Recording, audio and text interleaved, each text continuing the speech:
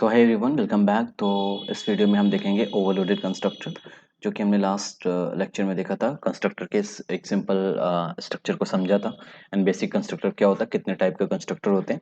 और मैंने last video में एग्जांपल नहीं लिया था डिफ़ॉल्ट कंस्ट्रक्टर, तो डिफ़ॉल्ट कंस्ट्रक्टर छोड़ देते हैं।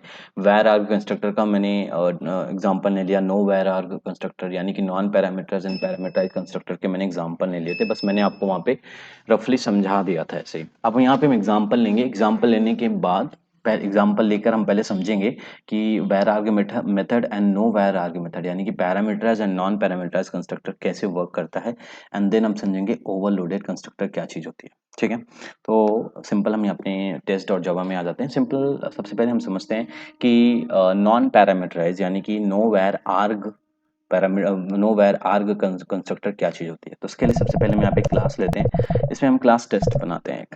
ठीक है, अब इस क्लास टेस्ट में एक सपोज एक मेथड एक कंस्ट्रक्टर बनाते हैं टेस्ट नेम से, जिसमें हम कोई आर्गुमेंट पास नहीं करते हैं। तो ये क्या हो गया, no where arg constructor constructor या इसको कह सकते हैं हम non parameterized constructor, non parameterized constructor.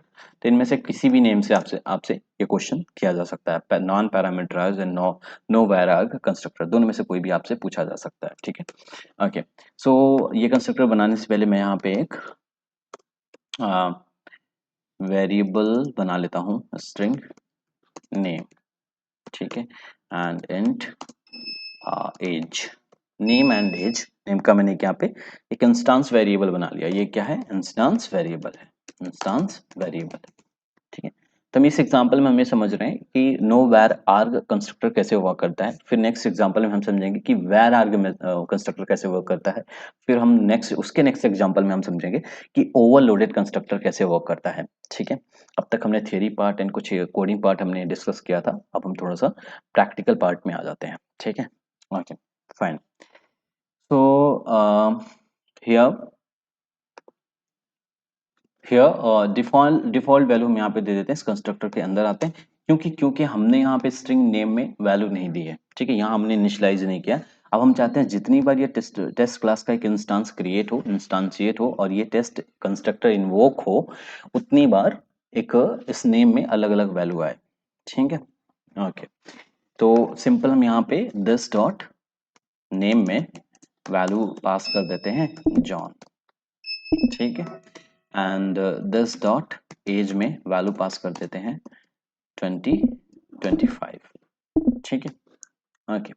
अब एक मेन मेथड बनाते हैं एंड उसके अंदर आते हैं एंड एक टेस्ट क्लास बनाते हैं, टेस्ट ऑब्जेक्ट बनाते हैं, एक टेस्ट क्लास के एक ऑब्जेक्ट बनाते हैं और यहाँ पे डिफॉल्ट कंस्ट्रक्टर को हम यहाँ पे कॉल कर देते हैं।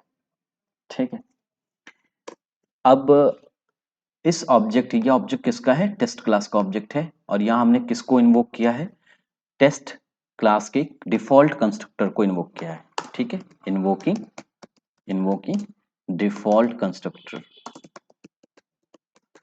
Constructor of test class. तो ये वाला कंस्ट्रक्टर यहाँ पे इन्वोक होगा और नेम में आ जाएगा जॉन एंड एज में आ जाएगा 25। अब इस जॉन और 25 को हम यहाँ इस ऑब्जेक्ट रेफरेंस वेरिएबल से एक्सेस करेंगे। ठीक है, अगर ये वर्क कर रहा है तो एक्सेस हो जाएगा, नहीं वर्क कर रहा तो एक्सेस नहीं हो पाएगा। तो सिंपली हम यहाँ पे एक मैसेज प्रिंट करते हैं एंड मैसेज देते हैं डिफॉल्ट। ठीक है, मैसेज देते हैं डिफॉल्ट एंड या डिफॉल्ट नेम नेम में एक्सेस करते हैं ओबीजे डॉट, मतलब इस रेफरेंस से हम एक्सेस कर रहे हैं। ठीक है, ओबीजे के रेफरेंस से हम एक्सेस कर रहे हैं। सिंपली हम यहाँ पे ओबीजे डॉट नेम को एक्सेस कर लेते हैं। ठीक है, ठीक है, एंड देन एज एज को सिंपली ओबीजे डॉट एज। ठीक है, सिंपल एक्सेस हो गया। अब अगर यहाँ पे ये टेस्ट जो भी हमने यहाँ पे ऑब्जेक्ट बनाया, इंस्टांस बनाया है, किसका इंस्टांस बनाया है, टेस्ट क्लास का इंस्टांस बनाया है, और यहाँ पे किसको इन्वोक कर रहे हैं, हम डिफॉल्ट कंस्ट्रक्टर को इन्वोक कर रहे हैं। अगर डिफॉल्ट कंस्ट्रक्टर यहाँ पे इन्वोक हो रहा होगा तो नेम में कितना आ जाएगा, इस वाले नेम में कितना आ जाएगा जॉन, एंड इस वाले एज में कितना आ जाएगा 25। अब ये इंस्टांस वेरिएबल है। अब इंस्टांस वेरिएबल है तो इसको हम क्लास में कहीं पे भी एक्सेस कर सकते हैं किसी भी मेथड में। तो यहाँ पे इस नेम को हम एक्सेस करेंगे। नेम अगर ये इन्वोक हुआ होगा तो नेम में क्या आएगा, जॉन, एंड एज में क्या आएगा 25। अगर इन्वोक नहीं हुआ होगा तो नेम में क्या आएगा, नल, एंड एज में कितना आएगा, 0। अब इसे हम सेव करते हैं, एग्जीक्यूट करते हैं, Java test dot Java, simply interact करते हैं। इनक्लिप type string can not be converted to int, oh sorry, here यहाँ 25 पास करना है, स्ट्रिंग नहीं है। एज क्या है, इंटीजर टाइप है, ठीक है। तो ये मिस्टेक हो गई, तो आप ये भी देख लेना। सो जावा सी टेस्ट डॉट जावा, कोई कंपाइल टाइम एरर नहीं है। फिर जावा टेस्ट, अब आप देखोगे डिफॉल्ट नेम में क्या आया, जॉन, एज में क्या आया, 25। तो इस तरीके से डिफॉल्ट कंस्ट्रक्टर का फ्लो काम करता है, ठीक है। अब इसी केस में अब मैं डिफॉल्ट कंस्ट्रक्टर ना करके, यानी कि वैर आर्ग कंस्ट्रक्टर ना यूज करके, नॉन पैरामीटराइज कंस्ट्रक्टर ना यूज करके, मैं चाहता हूँ पैरामीटराइज कंस्ट्रक्टर मैं यूज करूँ, ठीक है। मैं चाहता हूँ, तो इसको मैं भी यहाँ पे कमेंट कर देता हूँ, कॉपी करके मैं इसको यहाँ पे कमेंट कर देता हूँ, ठीक है। ओके, अब मैं पेस्ट कर लेता हूँ फिर से। अब यहाँ पे मैं चाहता हूँ कि ये जो नेम है ये एज अ आर्गुमेंट पास हो, एज भी एज अ आर्गुमेंट पास हो। तो नेम किस टाइप का है, स्ट्रिंग टाइप का, तो स्ट्रिंग टाइप का एक मैं आर्गुमेंट यहाँ पे पास कर देता हूँ। एज किस टाइप का है, इंटीजर टाइप का, तो इंटीजर टाइप का मैं यहाँ पे आर्गुमेंट पास कर देता हूँ, ठीक है। एंड यहाँ अब मैं डायरेक्ट जॉन ना करके डायरेक्ट जो वैल्यू माई नेम में आ रही है और जो वैल्यू माई एज में आ रही है वो डाल देंगे, ठीक है। तो यहाँ पे माई नेम, यहाँ पे माई एज, ठीक है, सिंपल।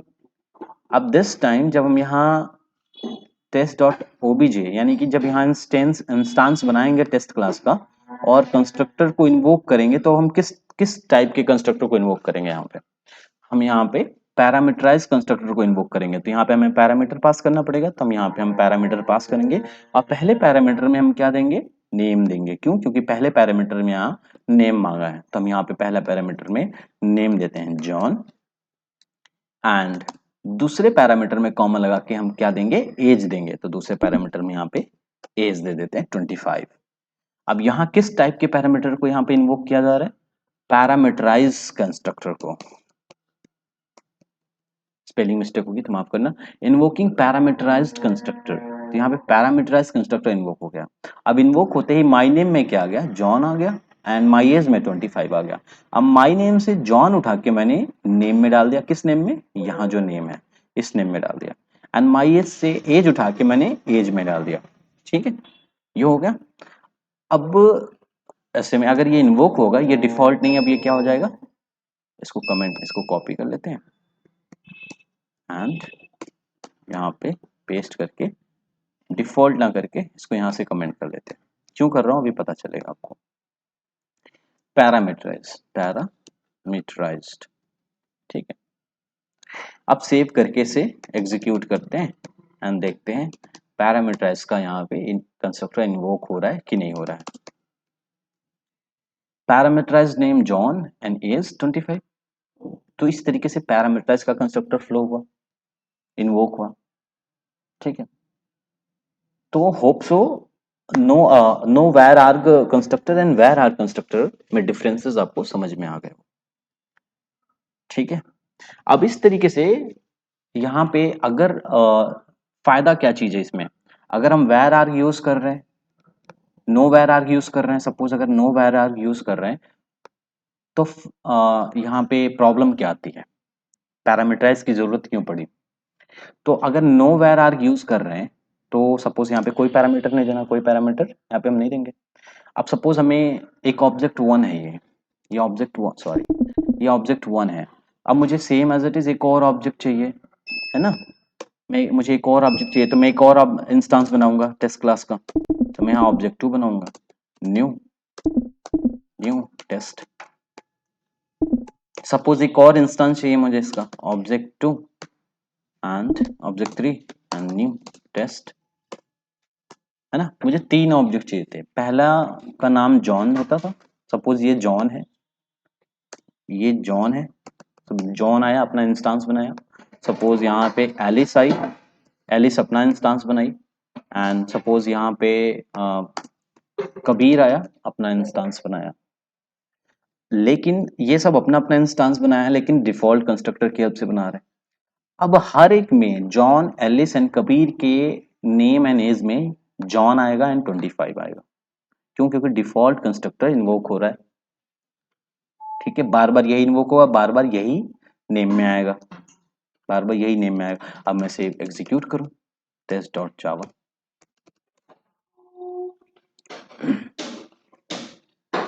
यहाँ पे मिस्टेक है, यहाँ पे मिस्टेक ये है कि यहाँ ओबीजे 1 एंड ओबीजे 1। ठीक है, अब इसको फिर से मैं कॉपी कर लेता हूँ। मुझे तीनों चाहिए ना, तो मैं तीनों को यहाँ पे पेस्ट कर लेता हूँ, तीनों को पेस्ट कर लेता हूँ यहाँ पे। ठीक है, फिर ऐसे इसको भी कर लेता हूँ यहाँ पे सिंपली। ठीक है, यहाँ ओबीजे 1 था, यहाँ ओबीजे 2 करते हैं। ठीक है, यहाँ पे भी ओबीजे 2 कर देते हैं। यहाँ ओबीजे 1 है, 2 एंड यहाँ ओबीजे, सॉरी यहाँ ओबीजे 3 होगा, थर्ड ऑब्जेक्ट, यानी कि कबीर का है ये। तो अब तुम्हारे अकॉर्डिंग ओबीजे 1 में जॉन आना चाहिए, यहाँ पे एलिस आना चाहिए, यहाँ पे कबीर आना चाहिए, यहाँ पे इनका अपना रिस्पेक्टिव लीज आना चाहिए, लेकिन ये तीनों नेम अलग अलग आने चाहिए। लेकिन यहाँ पे आएगा क्या, सब में जॉन जॉन आएगा, जॉन जॉन जॉन जॉन आएगा। बल्कि एलिस ने अपना इंस्टांस बनाया, और हम इन्वोक किसको कह रहे हैं, डिफॉल्ट कंस्ट्रक्टर को इन्वोक कर रहे हैं। ठीक है, और डिफॉल्ट कंस्ट्रक्टर को इन्वोक करके बार बार यही प्रिंट होगा। अब मैं इसे एग्जीक्यूट करता हूँ, जावा सी test dot Java, no compile time error. आप देखो जॉन जॉन जॉन, सब में जॉन जॉन आया, तो ये प्रॉब्लम क्रिएट हो रही थी। अगर कोई डिफॉल्ट डिफरेंट पर्सन आ रहा था तो उसके लिए अलग डिफॉल्ट कंस्ट्रक्टर बनाओ, उसके लिए अलग फाइल बनाओ, प्रॉब्लम हो रही थी, प्रॉब्लम हो रही थी। ठीक है, अब हम इसे कमेंट करते हैं, अब हम ट्राई करते हैं अपने पैरामीटराइज कंस्ट्रक्टर से ट्राई करते हैं।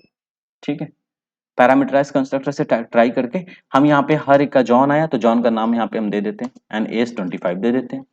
यहाँ एलिस आई तो एलिस का नाम हम यहाँ पे दे देते हैं एंड यहाँ पे एलिस की एज दे देते हैं 23। यहाँ कबीर आया तो कबीर का नेम दे देते हैं एंड कबीर की एज दे देते हैं 26, सॉरी 26। ठीक है, सेव हो गया। अब जब हम प्रिंट करेंगे तो सबका अलग अलग सीन होगा। Test dot Java, Java test आया, सबका अलग अलग, जॉन एलिस एंड कबीर। कैसे आया, जब यहाँ पे, अब यहाँ पे कौन सा कंस्ट्रक्टर इन्वोक होगा, पैरामीटराइज कंस्ट्रक्टर इन्वोक होगा। पैरामीटराइज कंस्ट्रक्टर यहाँ पे, अब पैरामीटराइज कंस्ट्रक्टर जब इन्वोक हुआ तो माई नेम में अलग अलग, एक बार जॉन का, जब पहले सब सपोज जॉन का यहाँ पे जॉन ने इन्वोक किया, अब जब जॉन ने इन्वोक किया तो माई नेम में आया जॉन, माई एज में आया 25 एंड फिर नेम में प्रोवाइड कर देगा जॉन एंड 25। अब जब हम इसे इस वाले ऑब्जेक्ट 1 से इस नेम को एक्सेस करेंगे तो क्या प्रिंट होगा, जॉन, और इस एज को एक्सेस करेंगे तो 25 प्रिंट होगा। सपोज आया एलिस आई, एलिस ने इन्वोक किया तो नेम में क्या दिया उसने, माई नेम में एलिस दिया, माई एज में कितना दिया 23 एंड सो ऑन। इसी तरीके से कितनी भी बार कोई भी आए, कोई भी अपना इंस्टांस बनाए, कोई भी इन्वोक करे ऑब्जेक्ट को, सॉरी इन्वोक करे कंस्ट्रक्टर को, तो उसके हिसाब से इन्वोक हो जाएगा और उसके हिसाब से उसके ऑब्जेक्ट रेफरेंस वेरिएबल में वैल्यू स्टोर हो जाएगी। तो इस तरीके से काम करता है पैरामीटराइज एंड नॉन पैरामीटराइज। अब बात करते हैं ओवरलोडेड कंस्ट्रक्टर। हमने ऑलरेडी देख रखा है कि ओवरलोडेड लोडेड मेथड क्या होता है। ओवरलोडेड मेथड को हम कहते हैं कंपाइल टाइम पॉलीमॉर्फिज्म। पॉलीमॉर्फिज्म में हमने देखा था, तो पॉलीमॉर्फिज्म में हमने समझा कि ओवरलोड का मतलब क्या होता है। तो यहाँ पे भी ओवरलोड का मतलब होता है, वही होता है, जब हमने, हमारे पास कंस्ट्रक्टर है तो कंस्ट्रक्टर को हम एक स्पेशल टाइप मेथड कहते हैं। अगर कंस्ट्रक्टर एक स्पेशल टाइप का मेथड है, कंस्ट्रक्टर एक स्पेशल टाइप का मेथड है, तो उसका ओवरलोडिंग भी होगा। अब ओवरलोड है तो ओवरलोड कैसे करते हैं, ओवरलोड का मतलब तो हम जानते हैं कि कोई भी चीज अगर एग्जिस्ट कर रही है तो उसको उसको इंक्रीज करके या डिक्रीज करके या उसको रिप्लेस करके हम ओवरलोड कर दिए। ठीक है, जो भी फंक्शनैलिटी हुई उसको इंक्रीज कर दिया या डिक्रीज कर दिया या फिर रिप्लेस कर दिया उस फंक्शनैलिटी को अपनी फंक्शनैलिटी से, तो ये ओवरलोड हो गया ना। और ओवरलोड क्या कहता है, ओवरलोड कहता है कि मेथड सिग्नेचर में मेथड का नाम सेम होना चाहिए, बाकी जो आर्गुमेंट पास हो वो डिफरेंट होना चाहिए, उसी को हम ओवरलोड कहते हैं। ठीक है, तो कंस्ट्रक्टर ओवरलोडिंग में भी सेम है। सपोज ये कबीर है, कबीर को यहाँ से रिमूव कर देते हैं एंड यहाँ कबीर के इस वाले पार्ट को रिमूव कर देते हैं। ठीक है, इसको भी रिमूव कर देते हैं ऑब्जेक्ट एंड इसको रखते हैं एंड यहाँ पे एक डिफॉल्ट कंस्ट्रक्टर बना लेते हैं। ठीक है, जॉन, ये कौन सा कंस्ट्रक्टर है? डिफॉल्ट कंस्ट्रक्टर को इन्वोक करेगा, डिफॉल्ट कंस्ट्रक्टर। ठीक है, मैं यहाँ पे ओवरलोडिंग समझा रहा हूँ। ठीक है, अभी हमने समझ लिया डिफॉल्ट नो वेर आर या नॉन पैरामीटर्स या पैरामीटर्स क्या होता है। ये डिफॉल्ट ना कह के इसको हम कह देते हैं non parameterize, non parameterize, non parameterize constructor. ये कौन सा कंस्ट्रक्टर है? पैरामीटराइज या वेर आर कंस्ट्रक्टर है ये। ठीक, ओके। अब ये ऑब्जेक्ट 1 है एंड ये ऑब्जेक्ट 1 है एंड ये ऑब्जेक्ट 2 होगा, ये ऑब्जेक्ट 2 होगा। ठीक है, अब ऑब्जेक्ट 1 में क्या आना चाहिए? ऑब्जेक्ट 1 में और इसे हम पैरामीटराइज कंस्ट्रक्टर को भी हम यहाँ से अनकमेंट कर देते हैं। अब आप यहाँ पे देखो, टेस्ट क्लास है, टेस्ट क्लास है। अब टेस्ट क्लास के अंदर एक कंस्ट्रक्टर है default constructor, sorry no where constructor या नॉन पैरामीटराइज कंस्ट्रक्टर। अब इस नॉन पैरामीटराइज कंस्ट्रक्टर को ओवरलोड कर दिया गया, ओवरलोड करके इसके आर्गुमेंट को चेंज कर दिया गया।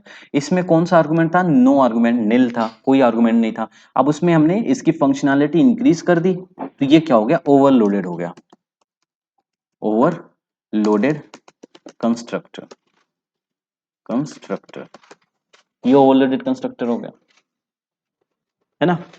ये ओवरलोडेड कंस्ट्रक्टर हो गया। सपोज इसी में अगर मैं एक और ले लेता हूं स्ट्रिंग कॉलेज, कॉलेज नेम, ठीक है, स्ट्रिंग कॉलेज नेम ये हमने ले लिया। ठीक है, अब यहाँ पे ये वाला जो कंस्ट्रक्टर है ये सिर्फ और सिर्फ क्या प्रिंट करेगा? My name and my age.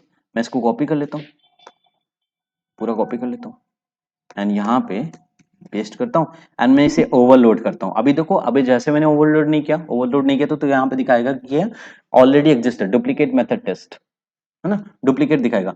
अब यहाँ पे मैं इसे ओवरलोड करूंगा, ओवरलोड करके मैं यहाँ पे स्ट्रिंग टाइप का एक आर्गुमेंट और लूंगा जो क्या प्रिंट करेगा? College, college name. ठीक है, जो क्या प्रिंट कर रहा है? कॉलेज नेम प्रिंट कर रहा है and this dot name, this dot college name is equals to college name. So simple. अब आप यहाँ पे देखो, हमारे पास जो एक नो वेर आर्ग कंस्ट्रक्टर या नॉन पैरामीटराइज कंस्ट्रक्टर था, उसको हम ओवरलोड करके पैरामीटराइज कंस्ट्रक्टर बना दिए एंड देन फिर उसको फिर से ओवरलोड करके और उसमें फंक्शनैलिटी डाल दी। तो ओवरलोडिंग का मतलब यही हुआ कि हम कोई उसकी फंक्शनैलिटी को डिक्रीज करें, इंक्रीज करें या फिर रिप्लेस करके अपनी फंक्शनैलिटी डाल दे, तो यही तो होता है ओवरलोडिंग। अब इस ये वाला कंस्ट्रक्टर इन्वोक होगा तो क्या देगा? हमें हमें नेम एंड एज देगा। ये वाला कंस्ट्रक्टर जब इन्वोक होगा तो क्या देगा? Name, age and college name देगा। अब यहाँ पे हमने जो पहले बनाया था नॉन पैरामीटराइज कंस्ट्रक्टर, और यहाँ पे क्या क्या कर सकते हैं? Parameterize overloaded constructor. ये पैरामीटराइज तो है लेकिन ओवरलोडेड है। सेम एज इट इज एक और ऑब्जेक्ट हम बनाते हैं, ऑब्जेक्ट 3 एंड न्यू टेस्ट। अब इसके अंदर हम पैरामीटर पास करेंगे like something Kabir, Kabir and age 26 and यहाँ college name something college, college name में कॉलेज आते थे, सॉरी ये स्ट्रिंग है तो स्ट्रिंग टाइप जाएगा। ठीक है, कॉलेज नेम में कॉलेज आ गया। अब यहाँ पे क्या, ये भी क्या है? पैरामीटराइज ओवरलोडेड कंस्ट्रक्टर है। ये भी क्या है? पैरामीटराइज ओवरलोडेड कंस्ट्रक्टर को इन्वोक करेगा। सबसे पहला वाला कंस्ट्रक्टर यहाँ पे इन्वोक करेगा नॉन पैरामीटराइज कंस्ट्रक्टर, जो कि क्या प्रिंट करेगा? हमारे जॉन एंड 25। दूसरा वाला कंस्ट्रक्टर हमें इसको, इस वाले कंस्ट्रक्टर को इन्वोक करेगा। यहाँ देखो, ओवरलोडेड कंस्ट्रक्टर को इन्वोक करेगा जो प्रिंट करेगा name and my age, and तीसरा वाला constructor name, my age and college name print करेगा। तीसरा ओवरलोडेड कंस्ट्रक्टर पैरामीटराइज ओवरलोडेड या ओवरलोडेड पैरामीटराइज, ओवरलोडेड पैरामीटराइज। इसको कॉपी कर लेते हैं एंड देन यहाँ पे पेस्ट कर लेते हैं। ठीक है, ओवरलोडेड पैरामीटराइज यहाँ पे ऑब्जेक्ट 3 दे देते हैं, यानी कबीर के लिए दे देते हैं यहाँ पे। सो सिंपल ना। सो जावा सी test dot Java, Java test.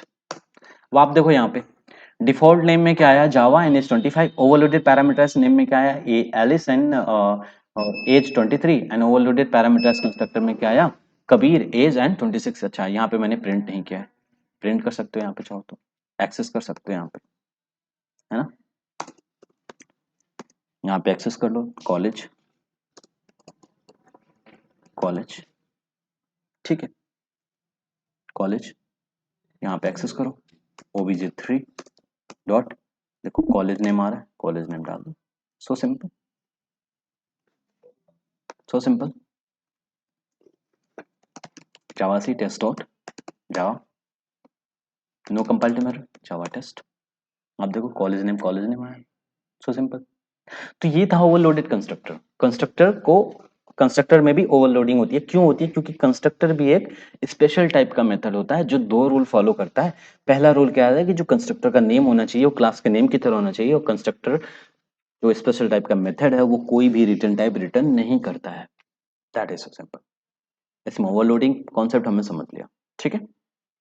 Hope so clear हो। नेक्स्ट वीडियो में हम देखेंगे ओवरलोडेड कंस्ट्रक्टर हो गया, या कंस्ट्रक्टर चेनिंग देखेंगे, ठीक है। नेक्स्ट वीडियो में हम कंस्ट्रक्टर चेनिंग देखेंगे, ओके।